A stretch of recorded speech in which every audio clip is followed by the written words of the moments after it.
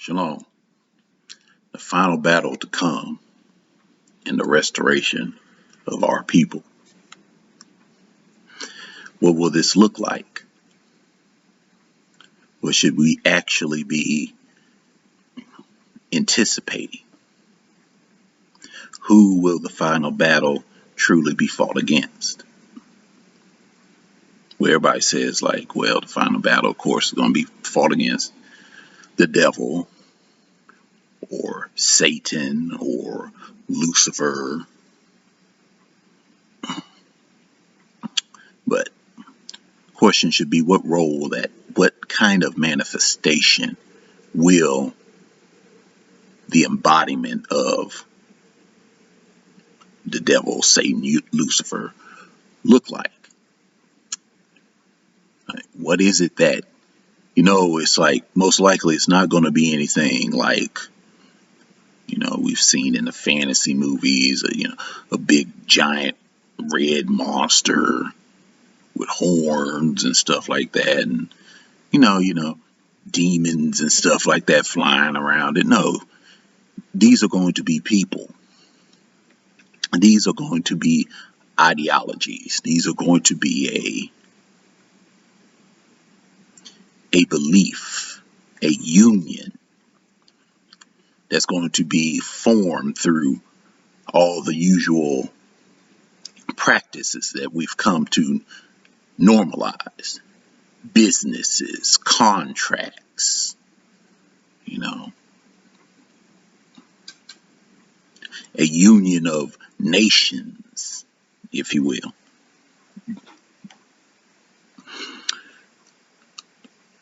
But the final incarnation will probably be something that's far exceeding anything that we've seen so far as nations coming together.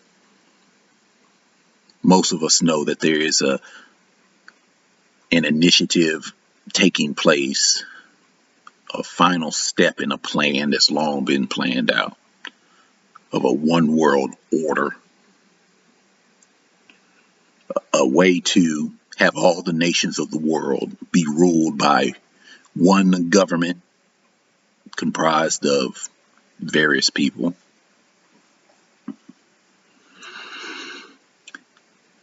This effort to create this one world order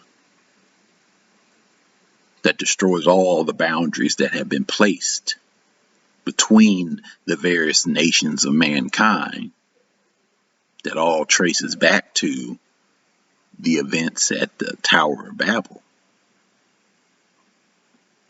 This is all part of the initiative to reverse that, to change that, to make the world like it was before the Most High decided to divide the world, the nations of the world. So that right there tells us, number one, that should be the first hint as to who the final battle will be fought against.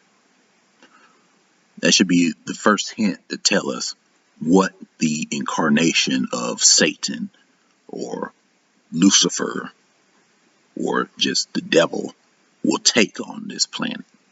Most likely it will be the one world government, the one world order, the globalists, the businesses and nations and individuals behind that whole movement.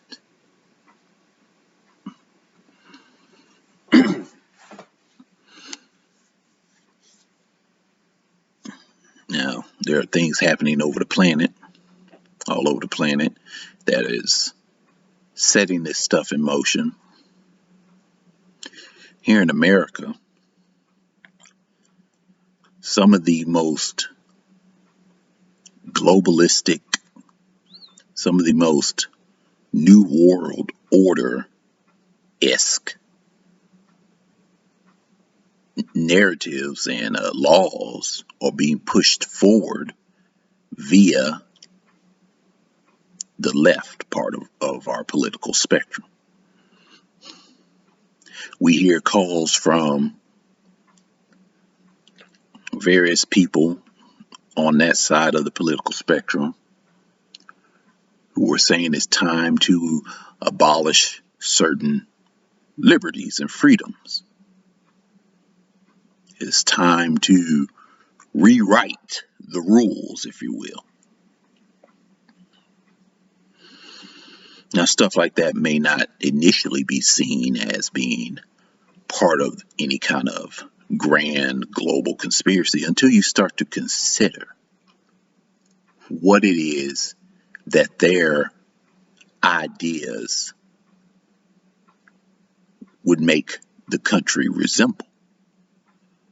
What other countries on this planet basically have the setup that they seem to want here in this country? Well, when you look at what those people are saying, a great deal of what they're talking about is already heavily imposed in nations like China. That's right. The heavy social media censorship that's being proposed by these people on the left. You know, the policy of you can't say certain things because it might hurt certain people's feelings, or the policy that there's too much fake news going around, so only certain people should be allowed to say certain things about certain subjects online. Stuff like that is completely and utterly implemented in China.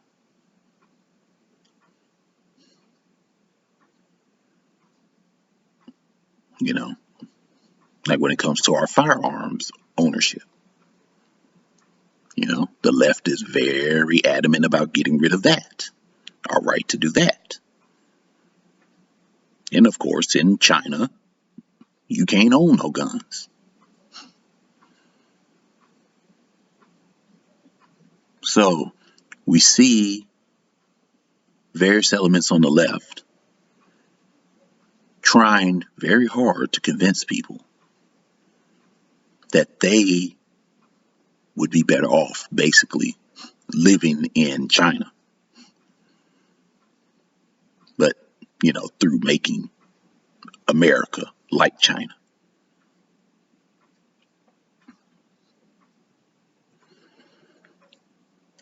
So we see here that the efforts to create a world in a single image, it seems like that image, the template for it, is the Chinese image. Now, I found it interesting. Of course, those protesters in Hong Kong that were like held up in the university, they finally surrendered. But online, some of the walls were shown inside that university where some of those students had scrawled things all over the walls, wrote all kind of stuff all over the walls. And I found it interesting. One of the things that they said, one of the walls read, was that China has infiltrated, in so many words, China has infiltrated the political system of other countries. And basically, it was a warning saying that what is happening now to Hong Kong will eventually happen to other nations of the world.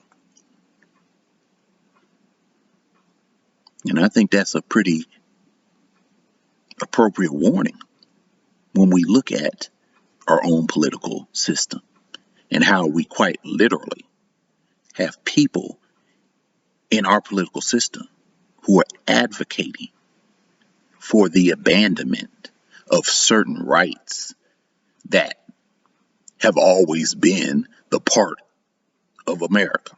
That has always been one of the defining aspects of America. We actually have people now talking about we should just get rid of all those rights and laws and go to a system that would very well mirror what is the system that they have in China.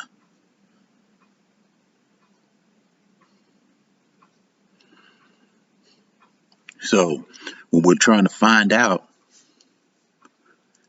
how this globalist empire is to come about, this globalist empire that will be led by Satan, Lucifer, the devil, we have to look at the similarities. We have to look at the ideas that are similar amongst all the various nations of the world.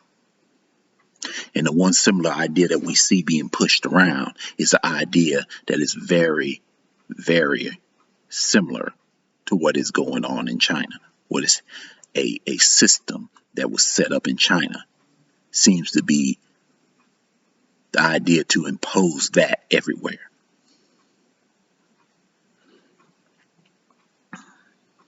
So it could quite literally be that the one world government, once it's truly formed, completely formed, it would quite literally look very much like the whole world will be underneath a system like what China is under. You know, a kind of communist type system where the government has absolute control.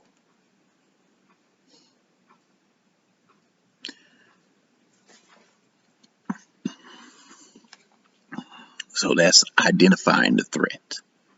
This is what we see moving all over the planet. You know, we don't see an increase really in the rights of humanity all over the planet. What we see is a scaling back.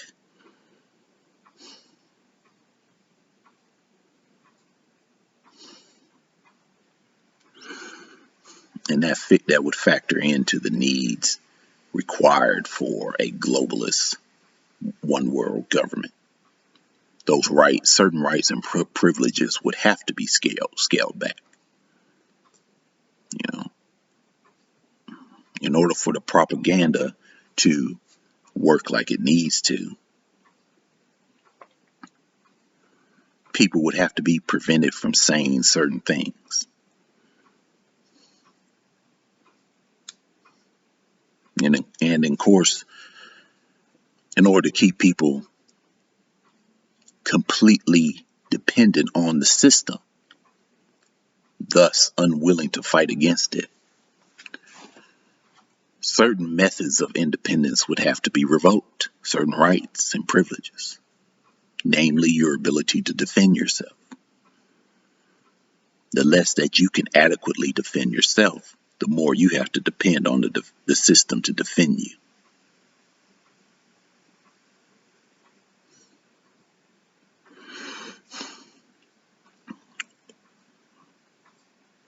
But when it comes to the final battle,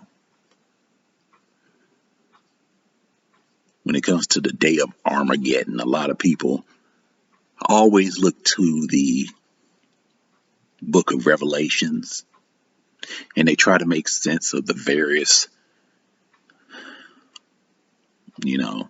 visions and everything described therein. And it creates a very fantastic view of what that final battle could be. But I think a more down-to-earth view of it all, less fantastic, can be found in the Old Testament, the Tanakh, in the book of Zechariah, chapter 14, the day of the Lord. I think it describes a very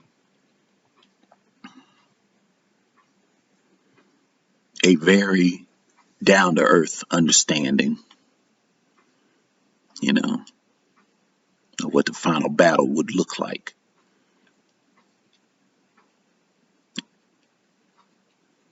Quite simply, the true people of Israel will be back in their land, reestablished. But since Israel obviously is not going to be playing along with the games of the globalists, this Israel will exist completely autonomously.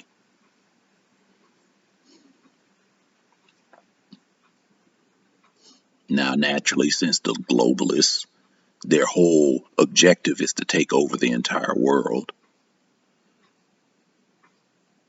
naturally, a nation that exists autonomously from them can't be allowed. I also think this is where in Zechariah chapter 13, I believe it is, where it talks about it's Zechariah 10, Zechariah 8, Zechariah 8 chapter 23, where it says 10 men will take hold of one Israelite's cloak. Now you got to consider what would bring 10 Gentile men to want to cling to us. Exactly. What is it that we could offer them that would make them want to cling to us as a people?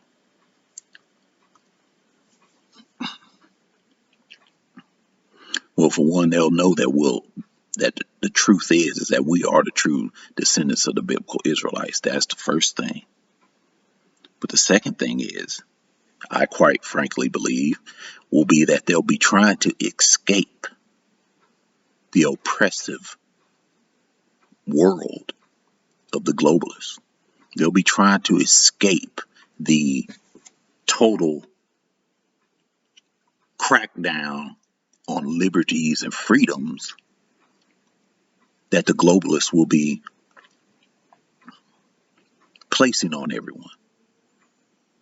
They'll see our true Israel as their only sanctuary. And as a result, they will cling to us. They will try to escape the oppression.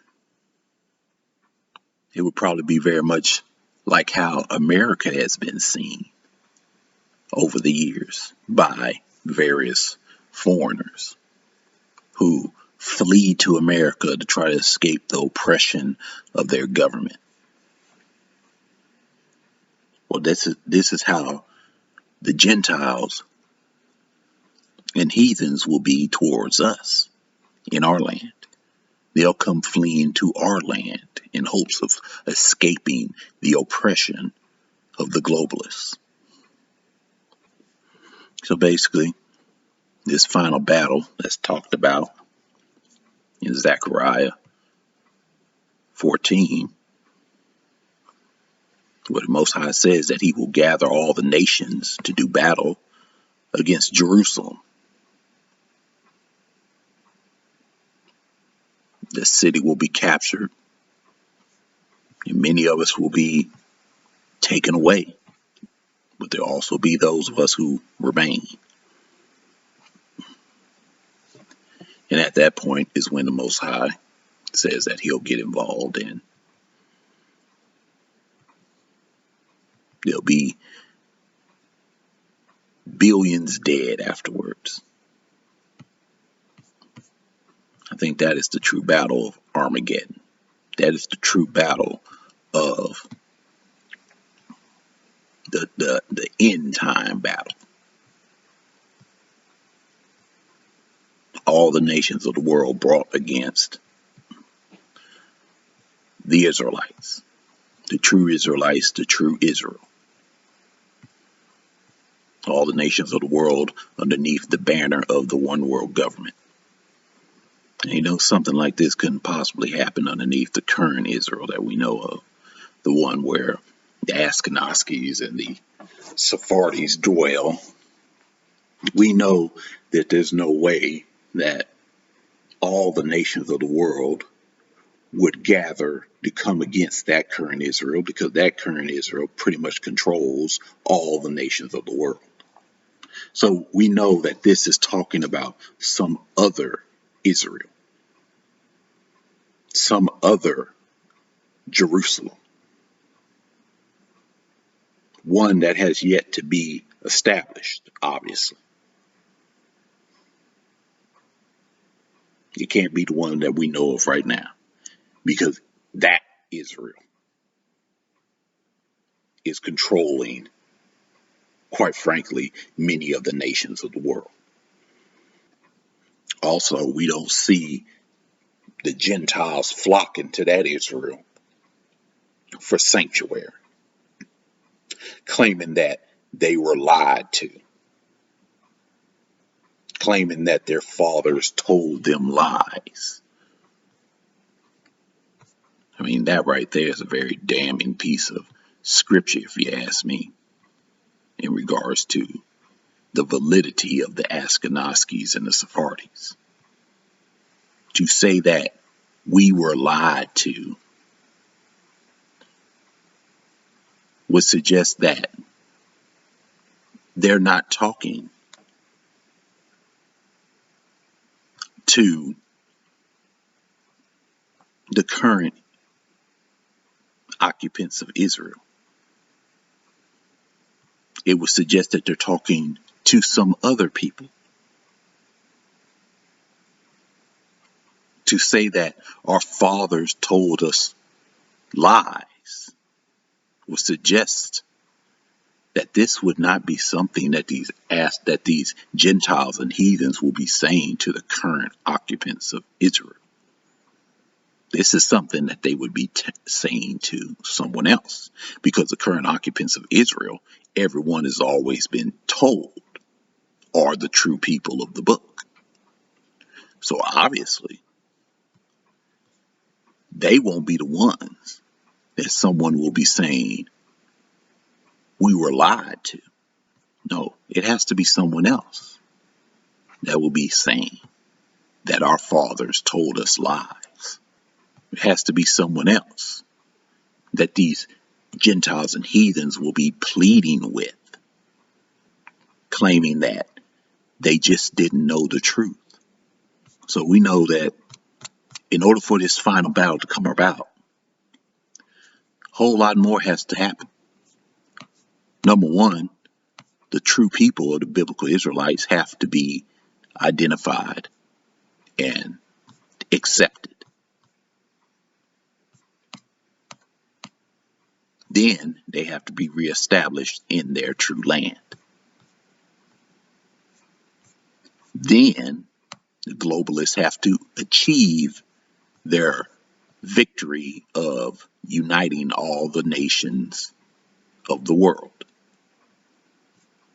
You know, all the nations except for Israel, the true Israel. Then finally, that union of nations will be brought against the true Israel for the final battle.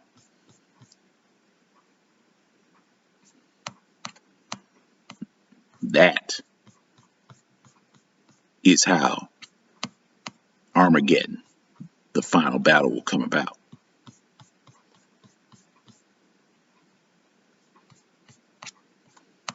All the nations of the world underneath this globalist banner that seeks to do, basically what it seeks to do is to destroy all knowledge of the Most High from everyone's minds. There's your Satan. There's your Lucifer. There's your devil incarnate right there. And they'll do battle against the people of the Most High.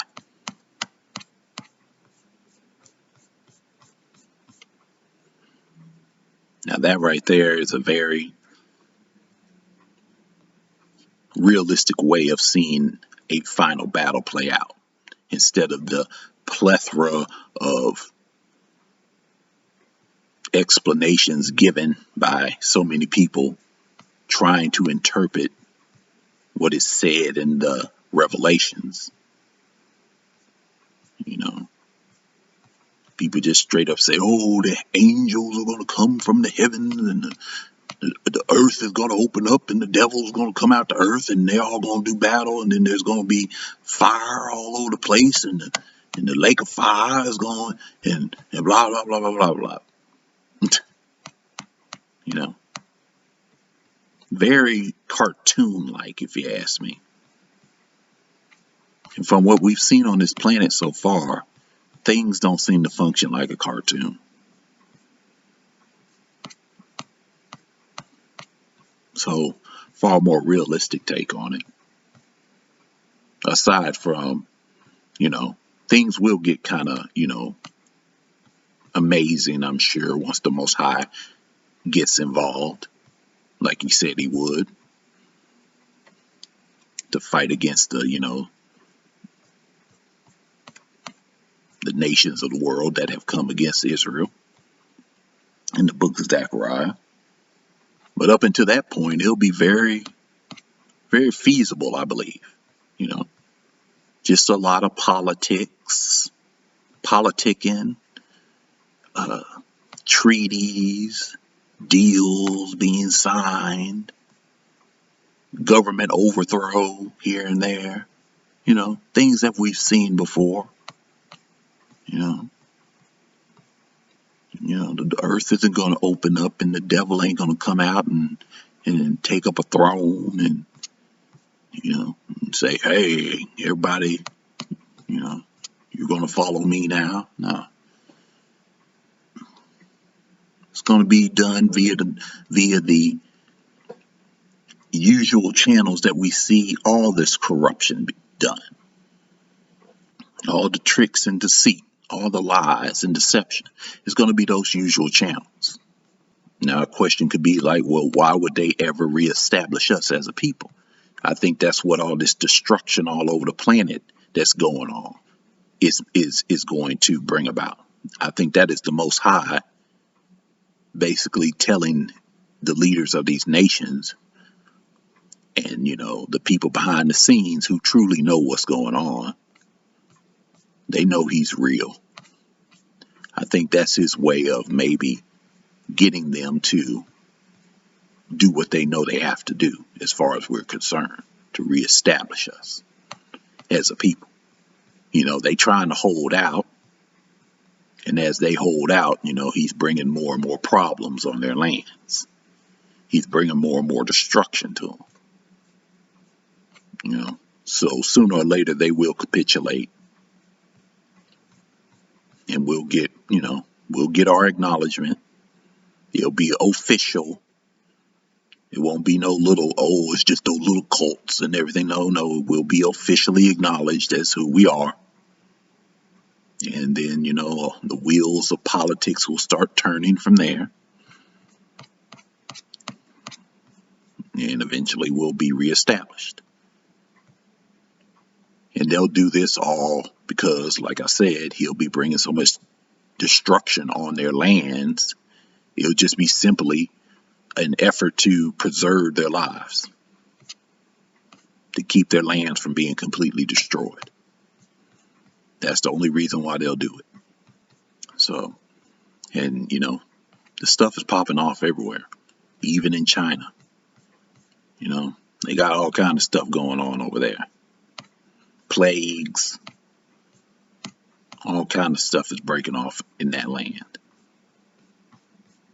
And, you know, and that kind of reinforces my assessment that that is probably going to be the head of this globalist, you know, empire. That's why he's hitting them now. You know, the Most High knows what they're all up to. So, you know, he hits at the core. He hits at the head. He knows who is who and what is what. So that's just my assessment on what the final battle would look like, how it will come about, who will be the manifestation of Satan, Lucifer, the devil, whichever one you like. What state will we be during that time? And at which point will the Most High truly make himself seen and known to the whole world? I think the book of Zechariah, chapter 14, pretty much lays it out.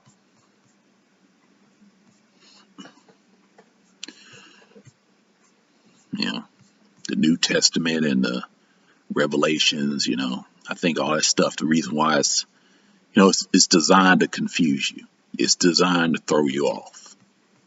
It's designed to create this false ending to this world, this false narrative, this have you looking all in all the wrong directions. People looking up at the sky, waiting for the sky to open up and the trumpets to sound and all that stuff. What you really need to be looking at is the politics, not just in this country, but abroad, and look for the similarities. Look for the things that seem to be principled in one country, and that's trying to be made principle in all the other countries. That's what you have to look for. You have to look for that one thing that seems to be attempting to spread itself all over the planet.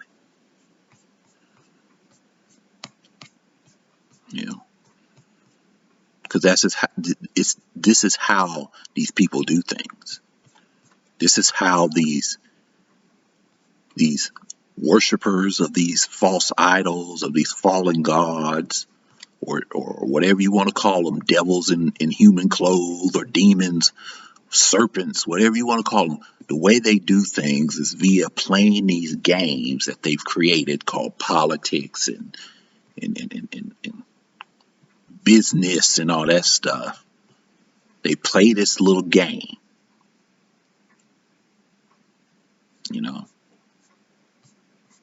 where they write laws and they write treaties and they go through all this little dance and stuff like that. And it's designed to really control people's minds, to make them believe quite often that what is happening is actually their own choice, when in reality, no, it's not. It's the choice of the people that are behind all this stuff. But they present it to you via politics and everything to make you think that it's your choice. This is what you want to see happen. So I think the 2020 elections will probably be a very interesting time for this country, because they damn sure want to get these communist rules in place in this country. They want censorship for what we say. We already see steps towards that being taken with YouTube. YouTube has released a change in their terms of service, where they're quite literally just telling you that if they cannot find a reason that your YouTube channel is commercially viable, that they reserve the right to just terminate it. Now, when they say commercially viable, basically what they're saying is, if they cannot see your channel is making them any money, then they're just going to get rid of your channel. So basically, they've just taken on a complete commercial mentality when it comes to YouTube content. It used to be YouTube was just about, hey, you make a video and you post it online and people watch it. Now it has taken on a far more business mentality, where it isn't just about free people putting out free content for those who want to see it.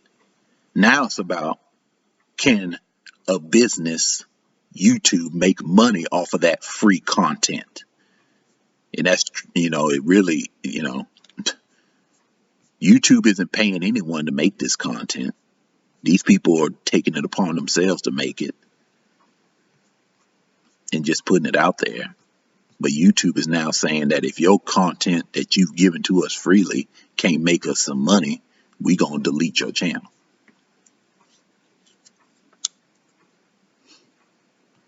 That's basically the stance that they're taking. That's to start on December 10th. Now, a lot of people are saying that this is just a roundabout way to start getting rid of the problematic YouTube channels, the ones that are talking about things that certain people don't want talked about, i.e., that this is a beginning of that censorship. This is a legal way of pushing through censorship.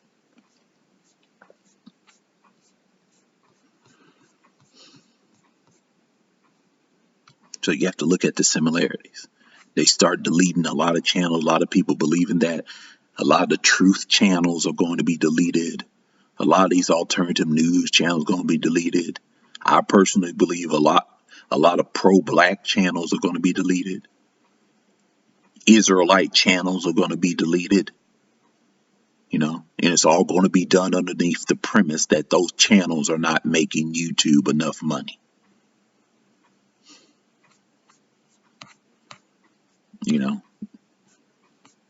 That way you won't be able to argue about it by saying, oh, you're just censoring us.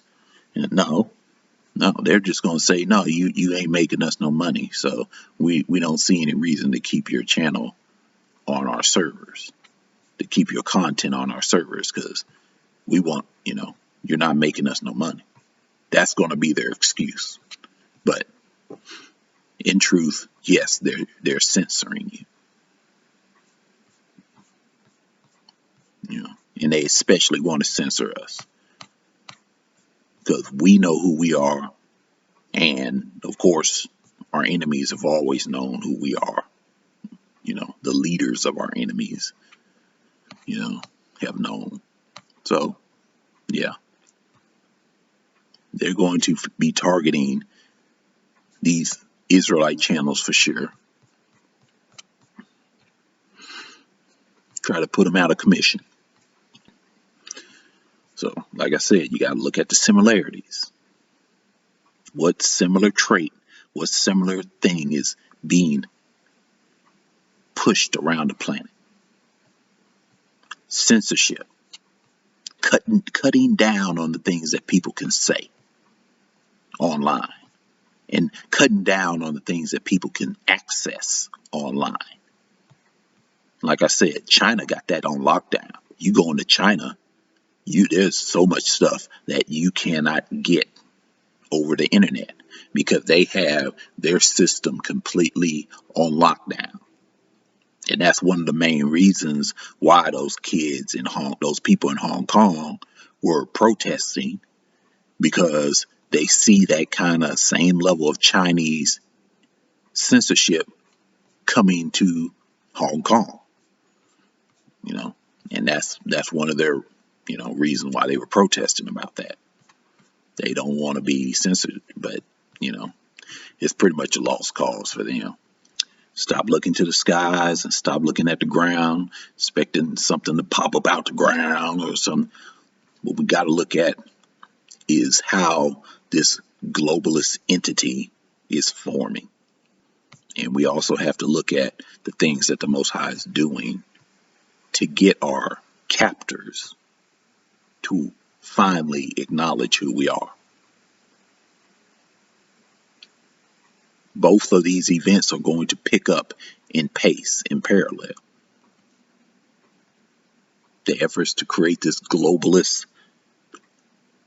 entity, one world government, appears to be picking up in pace in unison with the Most High's efforts to force these nations to acknowledge who we are.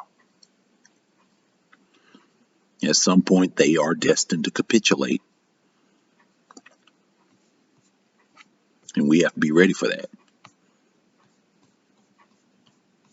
But they do have a Trojan horse in this game against us, and that is all these different doctrines that we have. That's an unfortunate thing, because when you read scripture, you see that a lot of that was the same, that was going on in ancient Israel as well. And when you think about cause and effect, and you read Zechariah chapter 14, where the Most High says that he'll bring these nations against us, and that they'll take off away like half our people, then you start to kind of consider, could it be that those half of our nation that will be taken away to never return will be those of us who are holding on to these false doctrines? Even after we've been reestablished back into our land as the true people of the Most High, these false doctrines are sure to follow us there. So could it be that these nations will be brought against us to take away half of our people, and that half of our people be those of us who are still refusing to let go of all these false doctrines? You know, it's like the final refinement, if you will. Something to consider, something to think about. Shalom.